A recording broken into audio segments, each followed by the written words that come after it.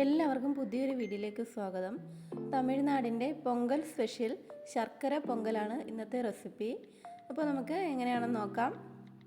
ഒരു പാൻ വെച്ചിട്ടുണ്ട്. അതിലേക്ക് പയറു പരിപ്പാണ്, ഇതുപോലെ പിളർന്ന മഞ്ഞ പരിപ്പാണ് വേണ്ടത്. ഇത് നമുക്ക് ഒരു 1/4 കപ്പ് എടുത്തിട്ടുണ്ട്. അത് നമുക്കൊന്ന് റോസ്റ്റ് ചെയ്തെടുക്കണം.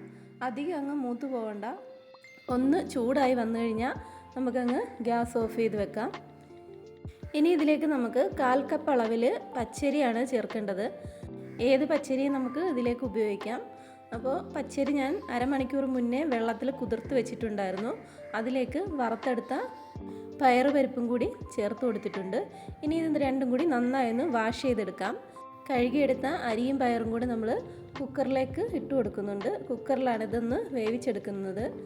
അപ്പോൾ കുക്കറിലിട്ട് 2 ഗ്ലാസ് വെള്ളം കൂടി ഒഴിച്ച് നന്നായി വേവിച്ചെടുക്കണം. അതിനോടൊപ്പം ഒരു പിഞ്ച് അളവിൽ ഉപ്പും കൂടി ചേർത്ത് കൊടുക്കുന്നുണ്ട്. നമ്മുടെ പായസത്തിൻ്റെ ആ ഒരു മധുരമൊക്കെ ഒന്ന് ബാലൻസായി വരാൻ വേണ്ടിയിട്ടാണ്. അതിനുശേഷം ഇതിലേക്ക് 1 ടേബിൾ സ്പൂൺ നെയ്യും കൂടി ചേർത്ത് കൊടുക്കുന്നുണ്ട്. ഇനി ഇത് നമുക്ക് അടച്ചു വെച്ച് ആദ്യത്തെ ഒരു വിസിൽ തീ കൂട്ടിയിട്ട് പിന്നെ നമുക്ക് തീ സിമ്മിലേക്ക് ഇട്ടിട്ട് 3 വിസിലും കൂടി അടുപ്പിക്കണം. അപ്പോൾ നമ്മുടെ പയറും അരിയും നന്നായി വെന്തിട്ടുണ്ടാവും. ആ സമയം കൊണ്ട് നമുക്ക് കുറച്ച് ശർക്കര ഒന്ന് ഉരുക്കിയെടുക്കാനുണ്ട്. ഇതിപ്പം ശർക്കര പൊടിയാണ് ഞാനിവിടെ എടുത്തിരിക്കുന്നത്.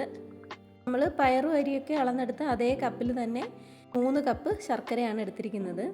ശർക്കരയിലേക്ക് 1 കപ്പ് വെള്ളം കൂടി ഒഴിച്ചു കൊടുത്തിട്ടുണ്ട്. ഇനി ഇതെല്ലാം കൂടി നമുക്കൊന്ന് മെൽറ്റ് ചെയ്തെടുക്കണം. ശർക്കര എല്ലാം നന്നായി അലിയിച്ച് ഒന്ന് തിളച്ച് വന്നാൽ മതി. നൂൽപ്പരുവൊന്നും ആവാൻ വേണ്ടി കാത്തു നിൽക്കേണ്ട. ശർക്കര എല്ലാം ഈ വെള്ളത്തിൽ നന്നായി ഒന്ന് അലിഞ്ഞ് വരണം. അതിനുശേഷം ഇതുപോലെ നല്ലതായിട്ടൊന്ന് തിളച്ച് വരണം. ഇനി നമുക്ക് സ്റ്റൗ അങ്ങ് ഓഫ് ചെയ്ത് വെച്ചിരിക്കാം. അപ്പോഴേക്കും നമ്മൾ കുക്കറിൽ വേവാൻ വെച്ച അരിയും പയറും കൂടി നന്നായി വെന്ത് വന്നിട്ടുണ്ട്. ആദ്യത്തെ ഒരു വിസിൽ തീ കൂട്ടിയിട്ടും പിന്നെ 3 വിസിൽ തീ സിമ്മിലിട്ടുമാണ് ചെയ്തെടുത്തത്. അപ്പം നന്നായിട്ട് കുഴഞ്ഞ് വരും. ഈ ഒരു രീതിയിൽ മതി. ഇനി നമുക്കിതിലേക്ക് ശർക്കര പാനി ഒന്ന് അരിച്ച് ഇതിലേക്ക് അങ്ങ് ഒഴിച്ചു കൊടുക്കാം. നല്ല കറുത്ത ശർക്കര ഉപയോഗിക്കുന്നതാണ് കേട്ടോ ഇതിന് നല്ലത്.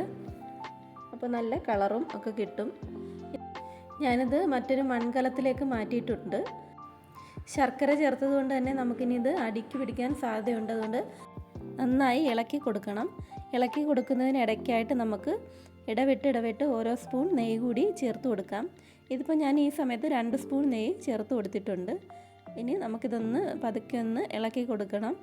ഈ ഒരു പായസം നന്നായി വറ്റി കുറുകിയിരിക്കുന്ന ഒരു രീതിയിലാണ് നമുക്ക് ഉണ്ടാക്കിയെടുക്കേണ്ടത്. ഇടയിലായിട്ട് വീണ്ടും 1 സ്പൂൺ നെയ്യ് കൂടി ഞാൻ ചേർത്ത് കൊടുത്തിട്ടുണ്ട്.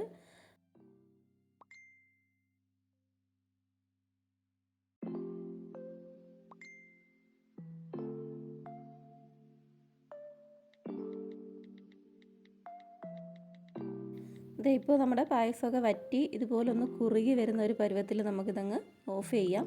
ഇനി മൺചട്ടിയിലിരുന്ന് കുറച്ചും കൂടി ഒന്ന് വറ്റി വരും.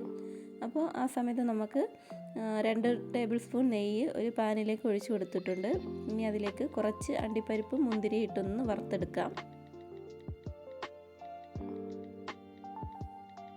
മുന്തിരിക്ക് പകരമായിട്ട് ഞാനിപ്പോൾ ഇവിടെ ഈന്തപ്പഴമാണ് ഉപയോഗിച്ചിരിക്കുന്നത്. ഈന്തപ്പഴത്തിൻ്റെ 2-3 പീസ് കട്ട് ചെയ്തിട്ടതാണ്.